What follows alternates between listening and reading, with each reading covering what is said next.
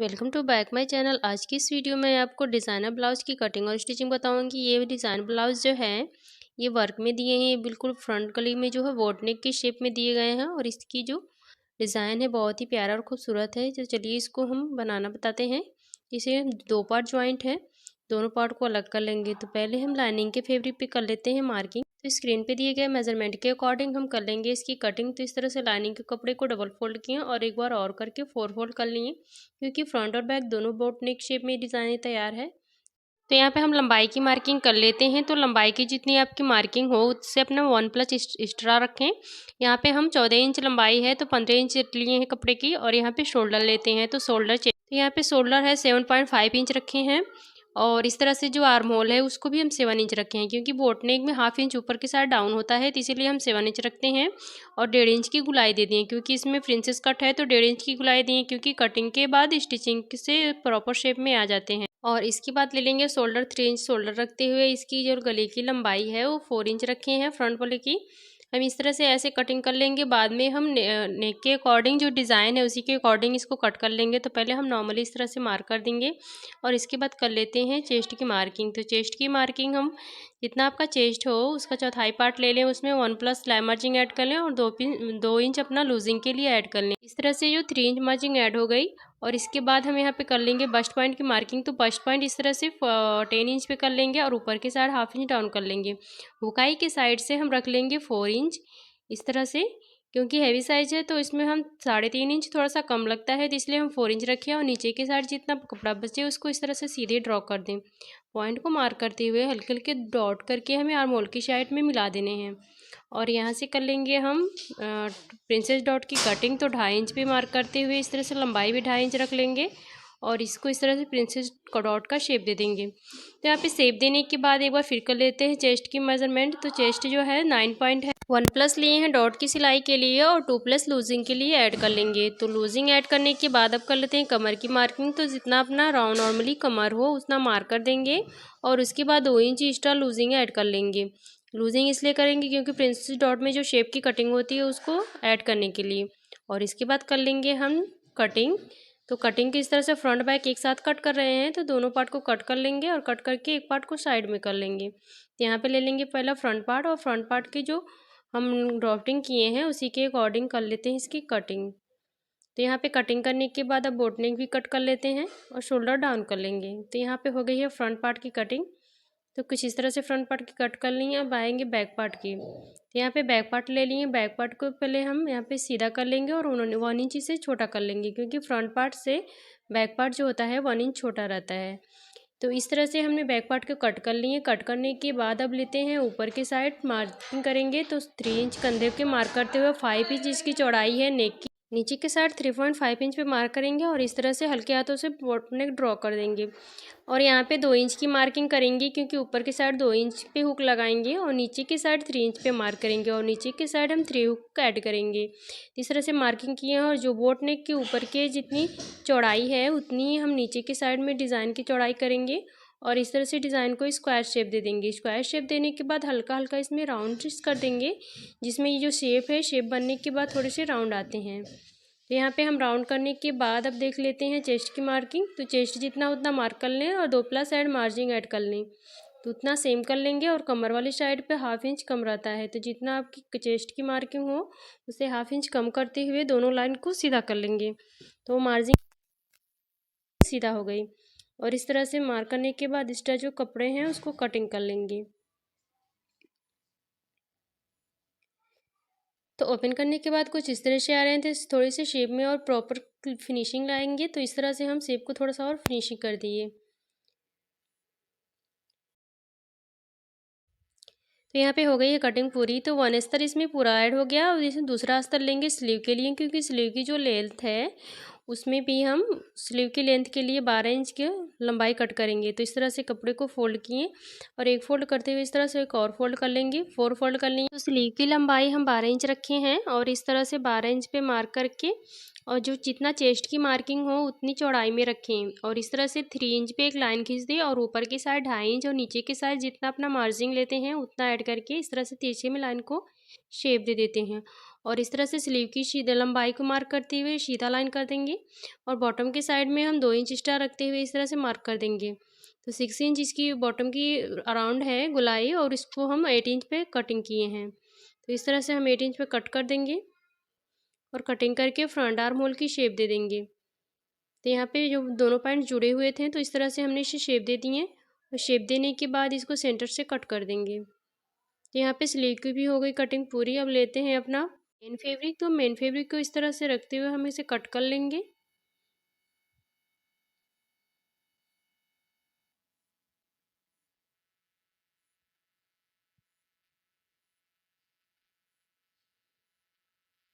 Extra जो margin होगा हम सिलाई करके निकाल देंगे।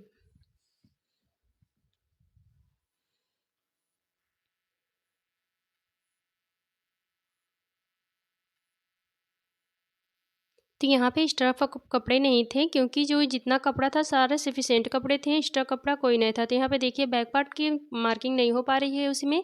तो जो दूसरा पार्ट का था उस स्लीव के लिए था, तो स्लीव को भी हम एक पार्ट का इस स्लीव जो दूसरी पार्ट से निकालेंगे और इस तरह से हम बैक पार्ट की इसमें कटिंग कर लेंगे। तो यहाँ पे हम बैक पार्ट कर लिए और एक पार्ट की स्लीव इसमें निकलेंगे और दूसरी पार्ट की स्लीव उसमें निकलेगी।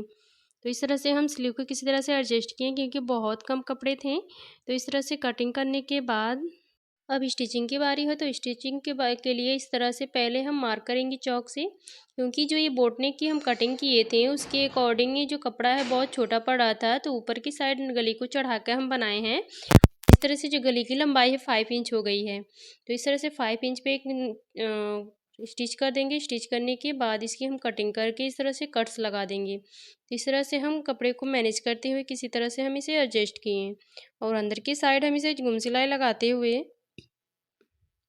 एक सिलाई लगा लेंगे। तो यहाँ पे हमने सिलाई लगा ली है।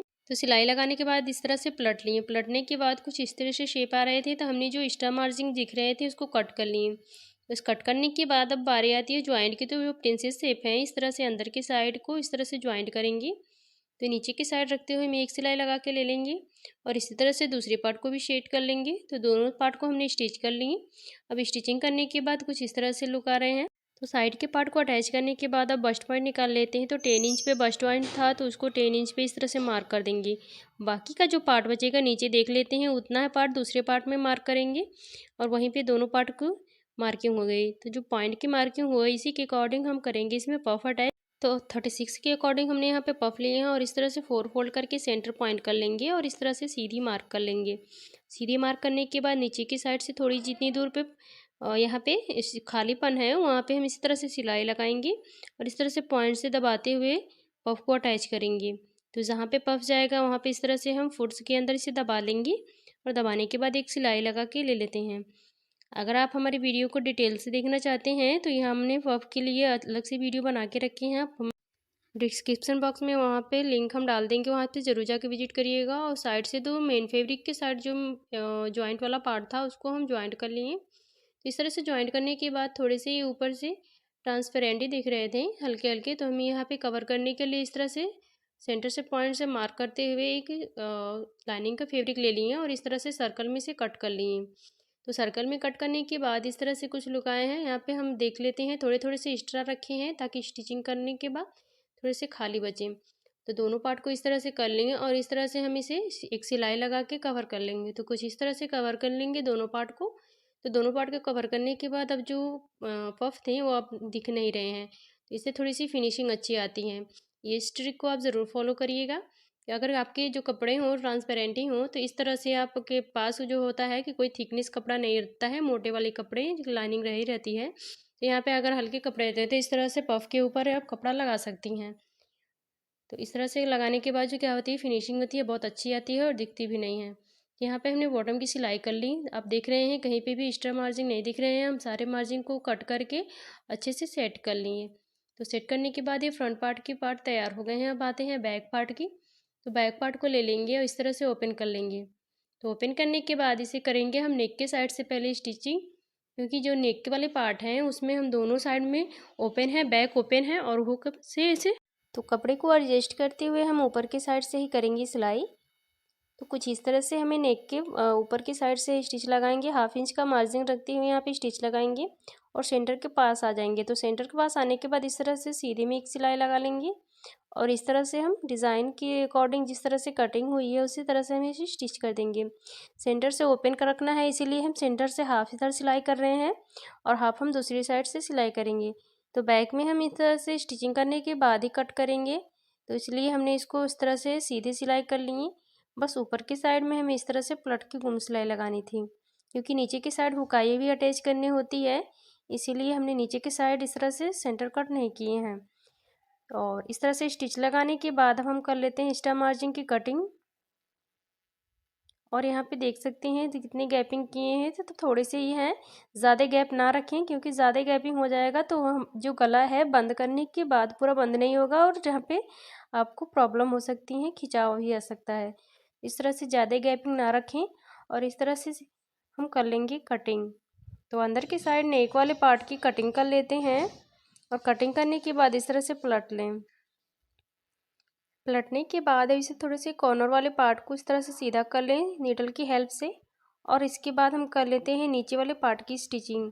तो नीचे वाले पार्ट को स्टिचिंग करने के लिए सेम उसी तरह से अपोजिट डायरेक्शन में कर लेंगे और नीचे की साइड हम एक सिलाई लगा के इसे स्टिच कर लेते हैं।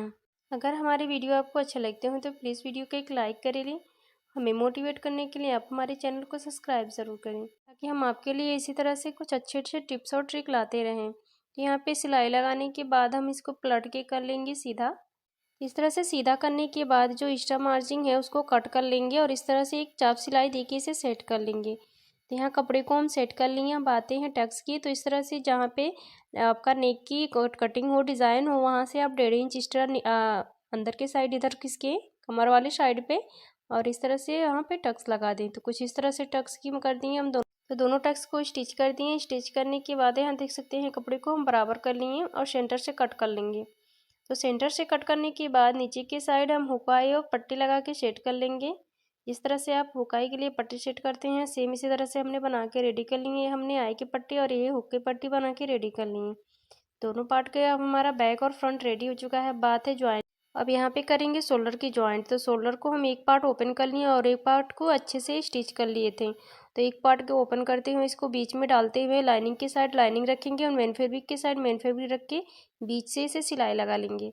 बीच से सिलाई लगाने के बाद इसे हम ओपन करेंगे तो इससे क्या होता है, कंधे की जो ज्वाइंट होती है अच्छे से गुम हो जाती है और फिनिशिंग अच्छी आती है। तो यहाँ पे कंधे की जो ज्वाइंट है उसको गुम कर लिए। इसी तरह से हम दोनों पार्ट को गुम कर लेंगे और एक्स्ट्रा जो मार्जिन निकले आर्म होल वाली साइड से उसको इस तरह से स्टिच लगा के ट्रिम कर देंगे। तो यहाँ पे ट्रिम करने के बाद अब बारी आती है स्लीव की। तो स्लीव को हम ज्वाइंट करके तो सेंटर से मार्किंग जो की है इसी के अकॉर्डिंग हम स्लीव को अटैच कर देंगे। तो स्लीव से हम सेंटर से अटैच कर लिए। अब बारी आती है पाइपिंग लगाने की। तो स्लीव के बॉटम वाले साइड पे भी पाइपिंग लगाएंगे और नेक के किनारे पे भी हम पाइपिंग लगाएंगे। तो इस तरह से हमने गोल्डन फैब्रिक लिए हैं और इस तरह से 1.5 इंच पे मार्किंग कर दी है और इस तरह से क्रॉस वाली पट्टी की कटिंग कर लेंगे। तो हमने इस तरह से 2 पट्टी को क्रॉस कटिंग किए हैं।